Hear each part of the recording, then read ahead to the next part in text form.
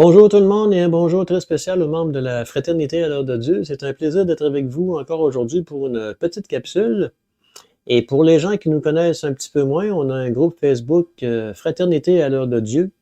Et je vous invite aussi à visiter notre site web à l'heure-de-dieu.com et vous pourrez en savoir un petit peu plus long sur ce qu'on fait. Alors aujourd'hui, le titre de ma capsule, Dieu, pas les hommes. C'est un titre qui peut paraître un petit peu étrange, mais si vous demeurez avec moi jusqu'à la fin, vous allez connaître le fond de la pensée. Et tout de suite, d'entrée de jeu, j'aimerais vous préciser une chose, et c'est qu'aujourd'hui, je suis pas ici pour faire un procès aux communautés religieuses ni à l'Église catholique. Alors, j'avais mieux vous préciser ça immédiatement en commençant. Alors, entrons dans le vif du sujet. Dieu, pas les hommes.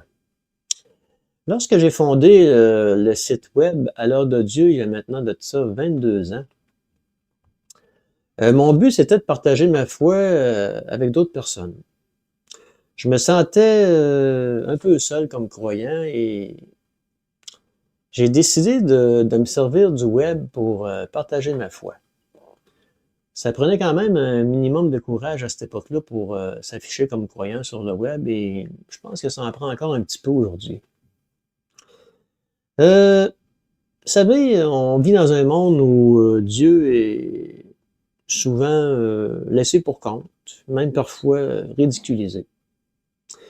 Mais cette relation que j'ai avec Dieu, c'est pas une relation proprement dite avec l'Église et tout ce qui englobe les rites religieux. Je vous explique. C'est plutôt une relation cœur à cœur avec le divin. Ben tiens, je pourrais vous expliquer ça avec le psaume 145, qui va comme suit.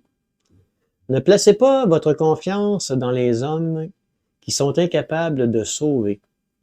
Leur souffle s'en va, ils retournent à la terre et leur projet meurt avec eux. Je pense que ces paroles-là, ça explique exactement le message que je veux vous transmettre aujourd'hui.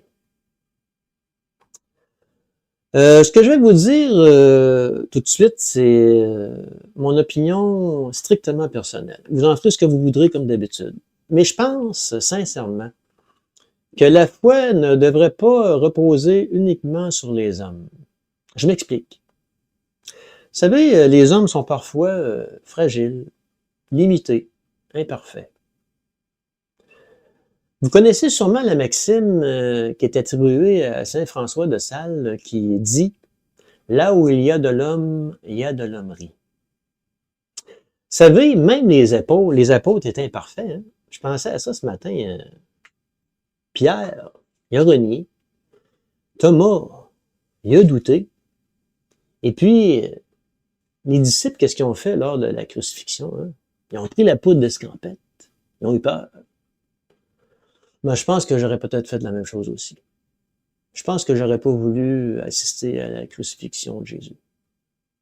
Vous savez, dans le passé, il y a des gens qui ont mis toute leur confiance dans les représentants de la foi et ces gens-là ont souvent été déçus, trahis.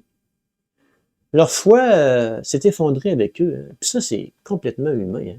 Vous connaissez peut-être même des personnes autour de vous à qui c'est arrivé. Ce matin, en prenant mon café, je réfléchissais à tout ce qui se passe du côté religieux au Québec et ailleurs. Le fait que beaucoup ont abandonné la pratique religieuse. Je connais même des personnes qui ont perdu complètement la foi. Et ça, je trouve ça vraiment malheureux. Vous savez, on vit dans une société où la laïcité est mise de l'avant. Hein? On évite les références à Dieu. On vit dans un ère technologique, hein? L'intelligence artificielle, les algorithmes, les influenceurs sur le web, les vedettes de ce monde qui sont parfois adulées hein, pour pas grand-chose, à mon avis. Ouais, s'afficher comme croyant, aujourd'hui, ça peut paraître ringard, démodé, presque naïf. Les gens qui ont encore des croyances religieuses aujourd'hui passent parfois pour des personnes qui sont complètement dépassées par la modernité. Et pourtant,